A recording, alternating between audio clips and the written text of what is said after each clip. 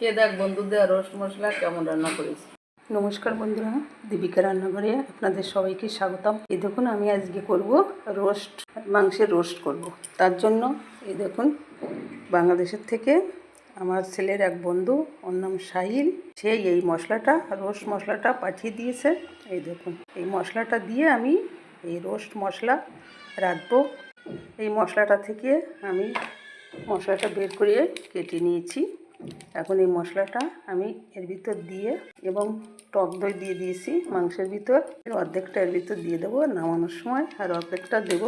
দিয়ে আমি ভালো করে এই খুন্তি দিয়ে মিশিয়ে নেব।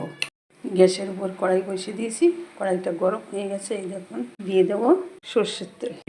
এখানে আমি পেঁয়াজ কেটে রেখেছি, পেঁয়াজটাকে বেরেস্তা আকারে ভেজে নেব। আর এই দেখুন সব মশলা টশলা দিয়ে, সেই রোস্ট মশলা দিয়ে, যেটা আমি রোস্ট মশলা দিয়ে মাংসটা মেখে রেখেছিলাম, সেই মাংসটা আমি আধা ঘন্টা মশলা এবং টক দই নুন দিয়ে মেখে রেখে দিয়েছিলাম। তেলটা গরম হয়ে গেছে, দিয়ে দিচ্ছি বেরেস্তা করার জন্য পেঁয়াজ ভাজা। পেঁয়াজটা একটু লাল লাল করে ভেজে নেব। পেঁয়াজটা আমি লাল লাল করে ভেজে নিয়েছি। এই দেখুন লাল করে পেঁয়াজটা আমার ভাজা হয়ে গেছে, আমি এখন নামিয়ে নেব।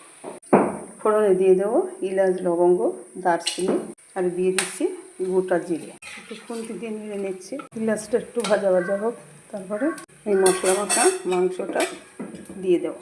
এখন আমি দিয়ে দেবো এই মশলা মাখা মাংসটা ফেলে দিতে।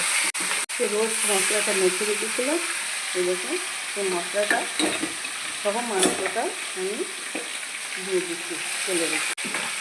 পুরো মাংসটাই ঢেলে দেবো, দিয়ে ভালো করে নেড়ে নেব। এই দেখুন আমি কষার সময় দেখে দিয়েছিলাম, ঢাকনাটা তুলিয়ে আপনাদের আমি দেখাচ্ছি কত সুন্দর কালার এসছে। এই দেখুন কত সুন্দর কালার এসছে, আর মশলার গন্ধটাও খুব সুন্দর, মশলার গন্ধটাও খুব সুন্দর গন্ধ বেরোচ্ছে। রোস্ট রান্না করার সময় অনেকে এর থেকে বড় বড় পিস করে, কিন্তু আমি না, আমার বর আবার ছোটো ছোটো পিস করে নিয়ে এসছে, এই জন্যই এইভাবে আমি রান্না করছি। আবারও ঢেকে দেবো, ভালো করে সিদ্ধ ঢেকে ঢেকে কষিয়ে নেব। দেখুন কি সুন্দর কালার এসছে না। আর এইভাবে আমি কষিয়ে নিয়েছি, আর একটু কষাবো। এবার কষানোর আগে এই যে রোস্ট মশলা আর একটু আমি এর ভিতর দিয়ে দিচ্ছি। এই মশলাটা না, আমার ছেলের বন্ধু, ওকে আমি সাই বাবা বলে ডাকি, তা ওর না ব্যবহারটা খুব সুন্দর, বাংলাদেশে বাড়ি। তাই আমি আরেকটু এই মশলাটা দিয়ে দিচ্ছি। ছেলেটা খুবই ভালো ছেলে, দিয়ে আর একটু কষে নেব। এই যখন একেবারে তেলটা শুকিয়ে আসবে, তখন আমি দিয়ে দেবো অল্প করে গরম জল, আর একটু কষিয়ে নেব, দিয়ে গরম জল দিয়ে দেবো।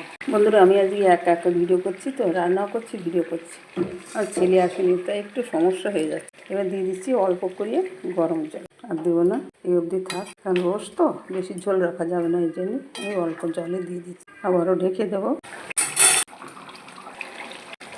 বন্ধুরা রান্নাটা আমার কেমন হয়েছে বা কেমন লেগেছে কমেন্টে আমাকে জানাবেন, আর আমার এই ভিডিওটিকে লাইক, শেয়ার, সাবস্ক্রাইব করবেন।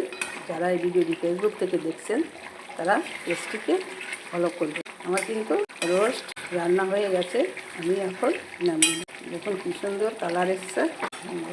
আর আমি যেভাবে রোস্ট রান্না করেছি, আপনারা এইভাবে রোস্ট রান্না করে খেয়ে দেখবেন, আশা করি আপনাদেরও ভালো লাগবে। মাংসটা আমি নামিয়ে নিয়েছি, নামানোর পরে যে ব্রেস্তাটা আমি করে রেখেছিলাম, সেই ব্রেস্তাটা এর উপর দিয়ে ছড়িয়ে দিচ্ছি। খেয়ে দেখ বন্ধুদের রোস্ট মশলা কেমন রান্না করেছি। সুন্দর গন্ধ বেরোচ্ছে, গন্ধটা খুব সুন্দর মশলা। দাঁড়া দাঁড়া, তোরও তেল তেল ভালো লাগে। গ্রেভি না হলে খাবো কি করে? গ্রেভি তো তুই তো আবার বলছে যে এমনি মাংসটা পুরো শুক্তো হয়েছিল। লেগ পিস কালার হয়েছে, সুন্দর রং হয়েছে। কিরকম রান্না করেছে, ভালো। সেই ব্যাপক সুন্দর হয়েছে।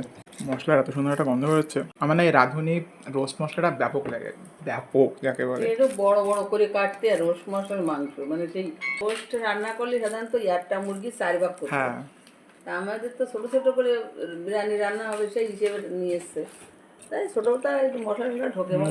সুন্দর হয়েছে, খুব সুন্দর লাগছে।